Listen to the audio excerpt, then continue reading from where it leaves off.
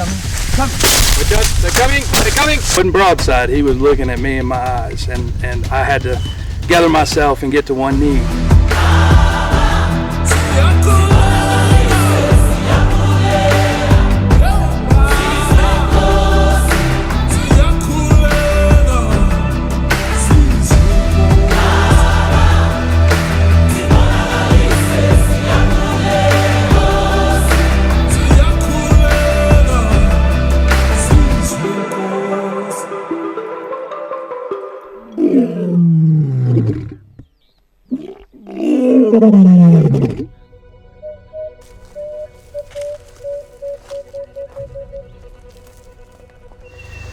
I was born in Zimbabwe.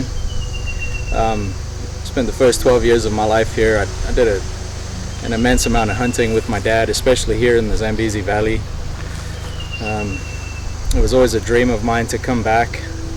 This is the first time since I was an early teenager that I've been back to the Zambezi Valley and hunted as a hunter. So Paul and I have talked about hunting together for many years. I mean, we've hunted white-tailed deer back home and owned a farm together, and a long time ago he was telling me stories about how he hunted growing up in Zimbabwe and all the wild game that he was able to kill, and for a long time we talked about doing it, and we just started making things happen. We put things in order. The taxi, they're going to drinking water, and the other one they go back to mountain. I think the Papa is that side.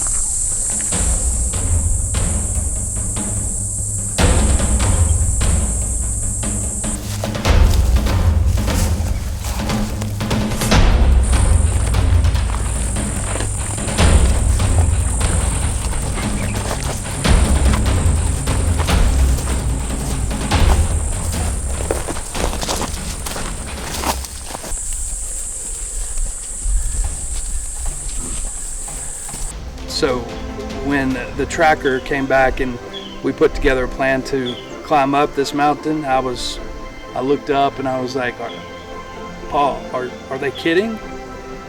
They were not kidding.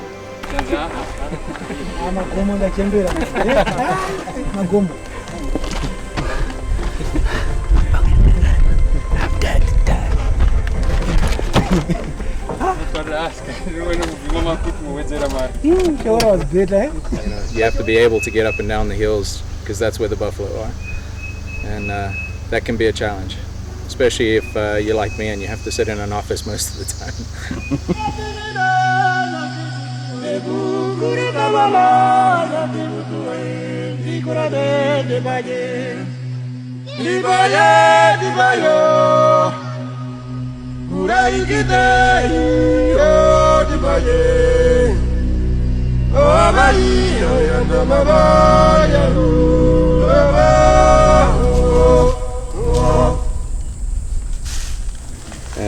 When you're hunting dangerous game, you have to pay attention. You got to respect the animal you're following. You've got to be careful. You got to remember that they are in charge. They are the boss. And when you go and put a bullet into one, you got to remember that they will hurt you, probably even kill you.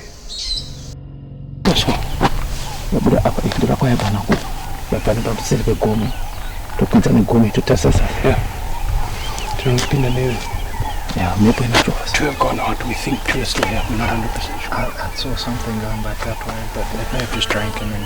No, they've gone in. But two tracks have come out. So the plan is, because the wind's like this, you pretty much go up on the back track.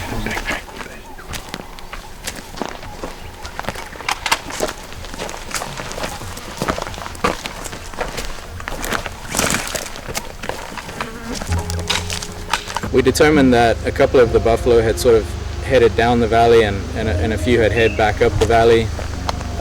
So Tinie and the trackers came back and said, "Hey, we're gonna do this. We're gonna backtrack these guys up the hill, and we think they'd bedded down up on top of the hill or midway up the hill just to get away from the heat that's down in the valley."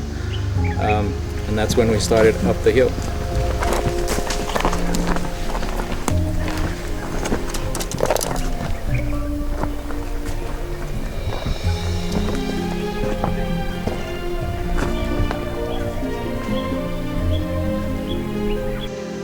So we had made our way up the mountain quite a ways, and then we went from tracking to like just trying to figure things out to all of a sudden they know we're close because of the extra sign that they found. So we get through this ravine, and the PH stops us and kind of helps us put a game plan together. We have to get our breathing together. We're all, me mostly, out of breath. And he's kind of putting a game plan together about how this might go down. We get a chance on a try shoot too. Yeah, absolutely. Okay. As soon as he shoots, I'll get take onto it. one. Okay. You get onto another one. All right. Just step up, get onto two. Wait, then look like boom, boom. Okay.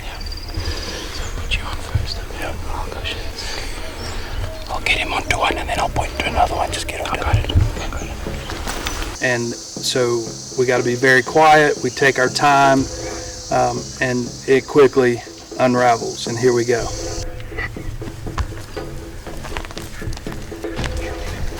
We'd literally just come up a little rise when one of the bulls stood up and looked at me. So I pulled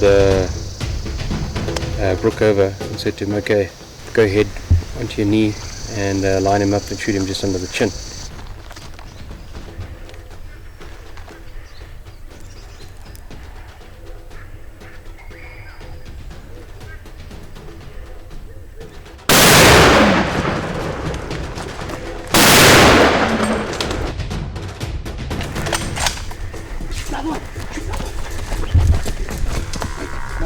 No, he's drawing you. Wait,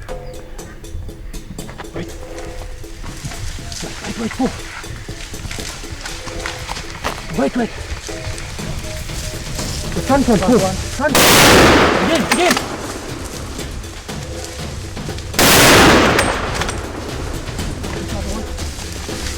Hit him. Come. They're coming. He's coming.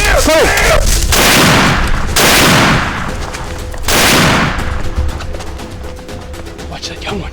We didn't realize there was, and the other two actually hadn't gone, and they were there, and they all came charging down the hill at the same time. And you can hear a lot of concerned voices saying they're coming. We had one buffalo already that had bullets in him that was coming towards us. We had another one that had just been shot that was coming down the hill towards us, and we had three others that hadn't been shot coming towards us, and they were all very close. Anyway, so I said to everybody, follow me. We ran up the hill a bit just to give them some space to get through us. Shot. Wait. Shoot him. No.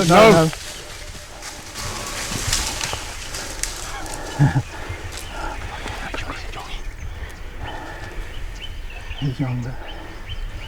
He's young. Stay 5. Let him go.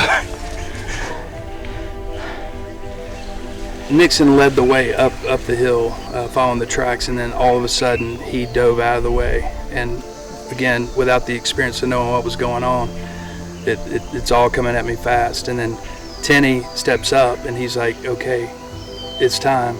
And then I look up and I eye to eye with this buffalo. It was surreal. I had no idea how I would feel in the moment, and he wasn't broadside. He was looking at me in my eyes, and I had to gather myself and get to one knee. And Tinie said, put one in his chest, and fortunately, I made the shot.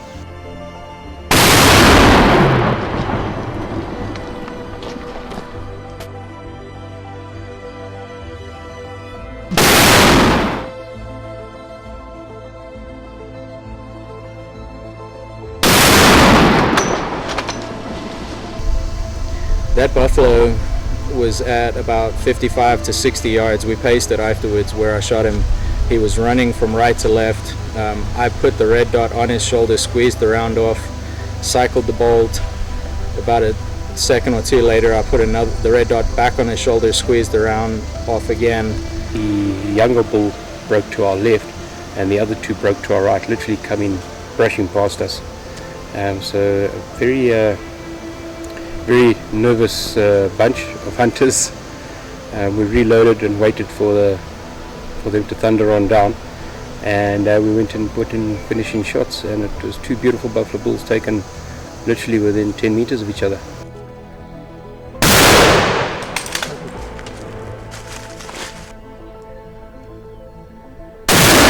That's it.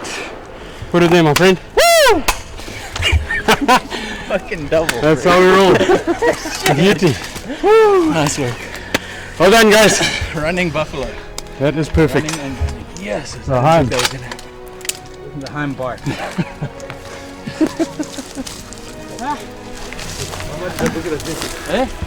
might as well never bring sticks on these hunts. That was just totally unexpected. Well done, guys. Yes. Well done. Well done. Well done, Lloyd. Thank you. Well done. Well done. Great job. Lloyd. You made it up the hill, my friend. You sounded like a butler coming up.